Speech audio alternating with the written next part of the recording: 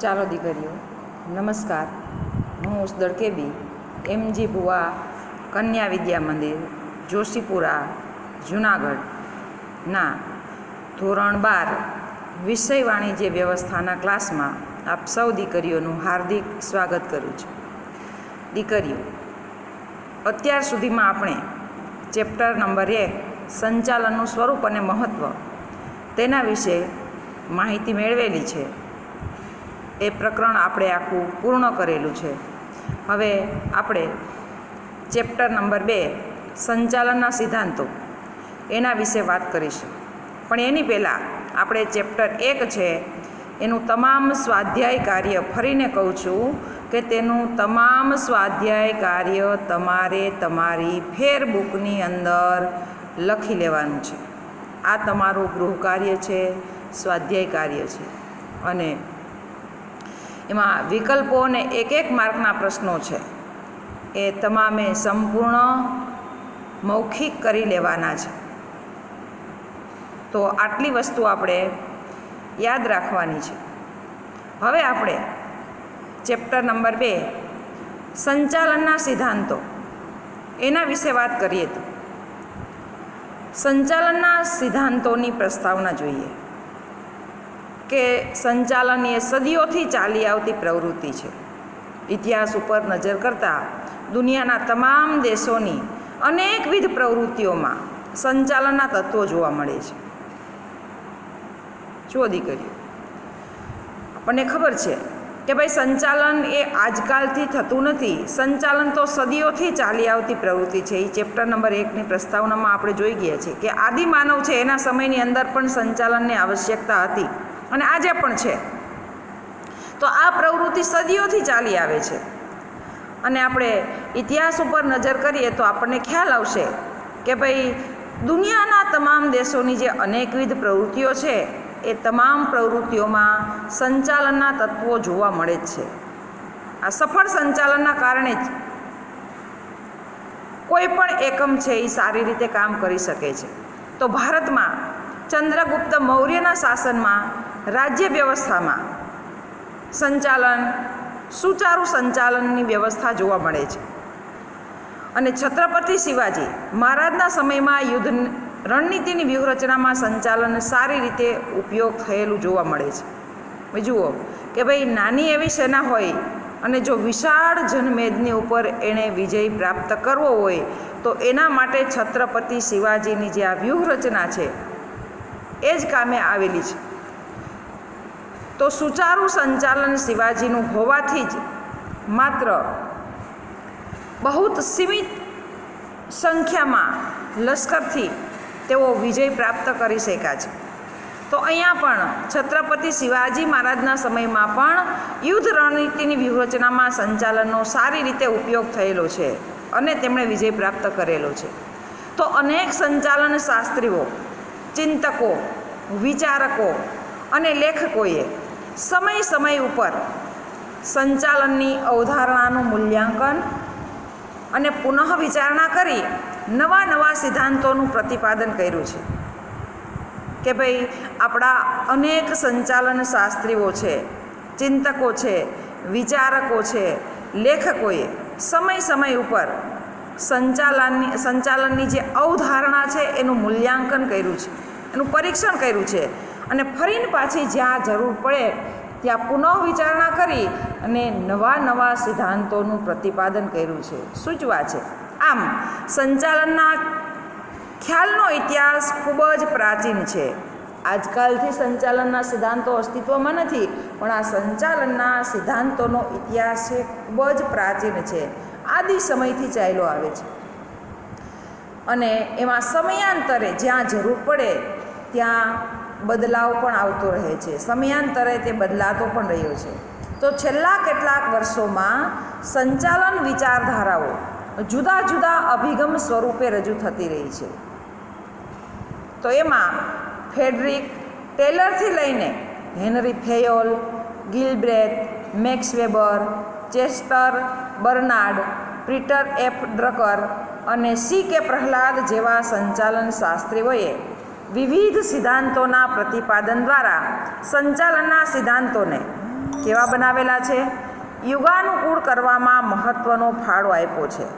તો હેરોલ્ડ કુંતજે તો સંચાલનની વિચારધારાને એક જંગલ તરીકે ઓળખાવી છે. જુઓ દીકરીઓ, આ પ્રશ્ન એક માર્કના પ્રશ્નોની અંદર પૂછી શકાય એવો છે. કોણે સંચાલનની વિચારધારાઓને જંગલ તરીકે ઓળખાવી છે? તો આપણે કહેશું હેરોલ્ડ કુંતજે, કે ભાઈ સંચાલનની વિચારધારાઓ છે એક જંગલ છે. આવું કોણ કહે છે? હેરોલ્ડ કુંતજ કહે છે. હવે ત્યાર પછી આપણે જોઈએ સંચાલનના સિદ્ધાંતોનો અર્થ. તો કોને આપણે સંચાલનના સિદ્ધાંતો કહીશું? જો વ્યાખ્યા પૂછાય તો આપણે આ અર્થ આપવાનો છે કે ભાઈ સંચાલનના સિદ્ધાંતો એ સંચાલકો માટે એક માર્ગદર્શક ભૂમિકા ભજવે છે, એક પથદર્શક છે.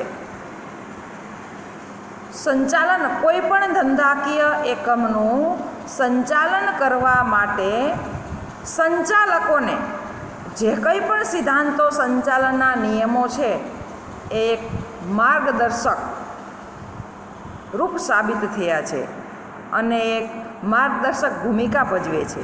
હકીકતમાં સંચાલનના સિદ્ધાંતો એ કોઈ નિયમો નથી. શું કીધું છે? સંચાલનના સિદ્ધાંતો એ કોઈ નિયમો નથી, માત્ર શું છે?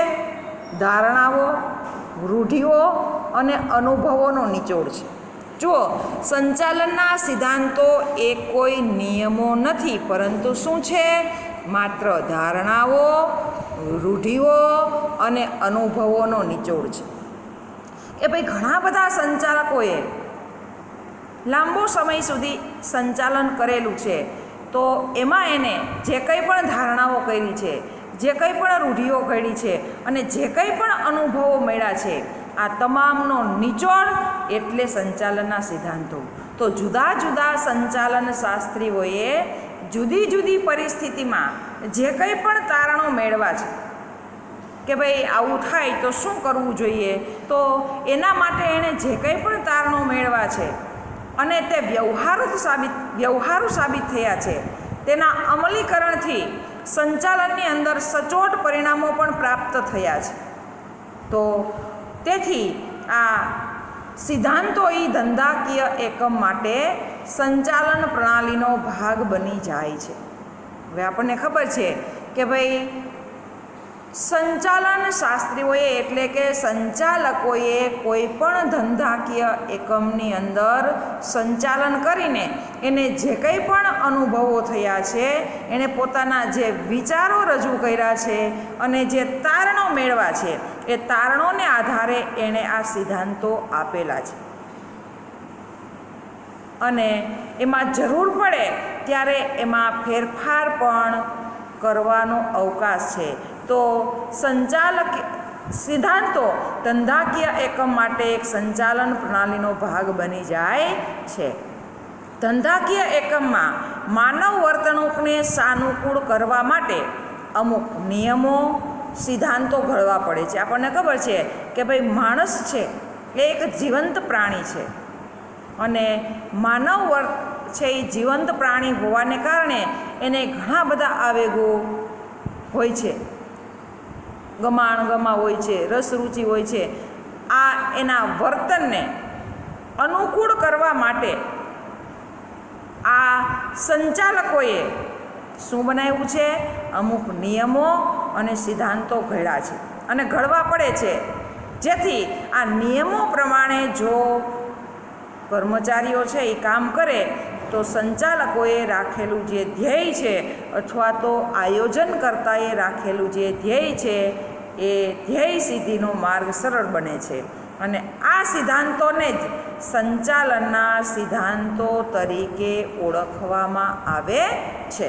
તો આ છે સંચાલનનો અર્થ. હવે જોઈએ આપણે સંચાલનનો ખ્યાલ. હવે આપણે આગળ જોયું છે કે ભાઈ સંચાલન એ કળા અને વિજ્ઞાનનો સમન્વય છે. સંચાલન કળા પણ છે અને વિજ્ઞાન પણ છે. આ બેયનો સમન્વય શેમાં છે? સંચાલનમાં છે. વિજ્ઞાન હોવાથી તેમાં સિદ્ધાંતો હોય એ સ્વાભાવિક છે. શુદ્ધ વિજ્ઞાનની માફક સંચાલનના સિદ્ધાંતો છે એ જડ નથી, પરંતુ કેવા છે? પરિવર્તનશીલ છે.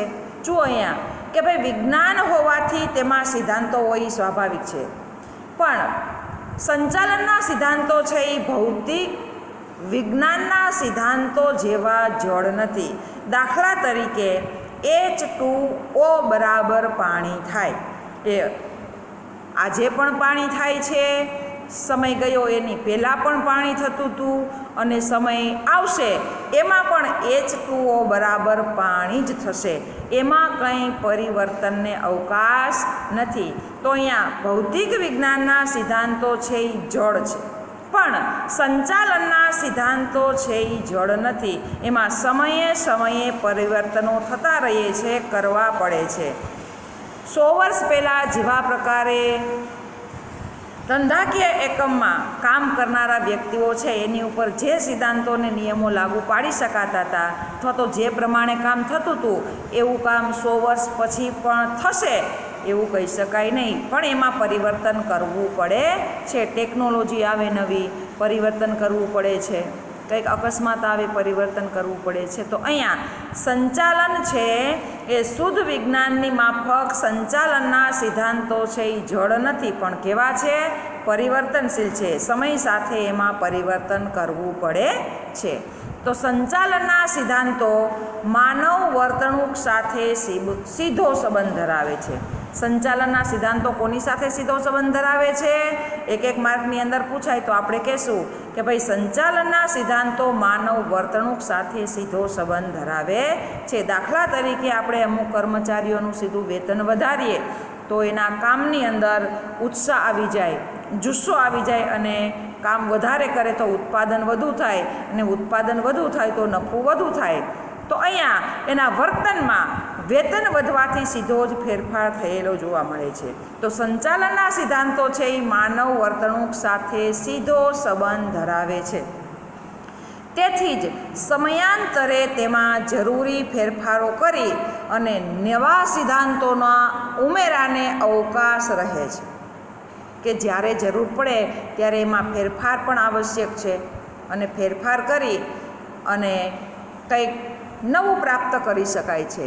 તો માનવ વર્તણૂક અને ટેકનોલોજી આ બે પરિબળો સંચાલનની અંદર એવા છે કે જે સમયાંતરે બદલાતા રહે છે. આપણને ખબર છે કે ભાઈ કોઈ પણ નવું ઉત્પાદન કરવું હોય તો 100 વર્ષ પહેલાં જે ટેકનોલોજી હતી એની એ જ ટેકનોલોજીથી 100 વર્ષ પછી કામ થાય નહીં. ટેકનોલોજીમાં પણ બદલાવ આવે છે, માનવ વર્તણૂકમાં પણ બદલાવ આવે છે. તો સંચાલનની અંદર માનવ વર્તણૂક અને ટેકનોલોજી એ એવા પરિબળો છે કે જે સમયાંતરે બદલાતા રહે છે. તો આ પરિવર્તનોને પહોંચી વળવા માટે સંચાલનના સિદ્ધાંતોમાં શું કરવું પડે છે? ફેરફાર કરવો પડે છે, કે ફેરફાર થતો રહે છે. સંચાલનના સિદ્ધાંતો એ નિર્ણય ઘડતર અને તેના અમલીકરણ માટેની એક વિસ્તૃત અને ચોક્કસ માર્ગદર્શિકા છે.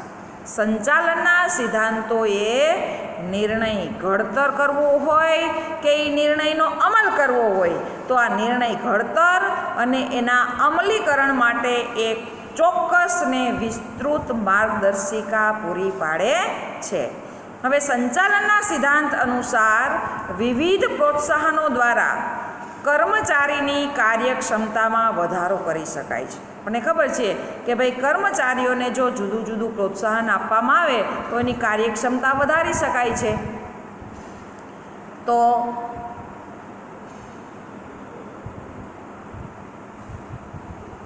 આ રીતે આપણે સંચાલનના સિદ્ધાંતો, એની પ્રસ્તાવના, એનો અર્થ અને એના ખ્યાલ વિશે માહિતી મેળવીએ છીએ. અમલીકરણ માટે ચોક્કસ માર્ગદર્શિકા છે. તો સંચાલનના સિદ્ધાંત અનુસાર વિવિધ પ્રોત્સાહનો દ્વારા કર્મચારીની કાર્યક્ષમતામાં વધારો કરી શકાય છે.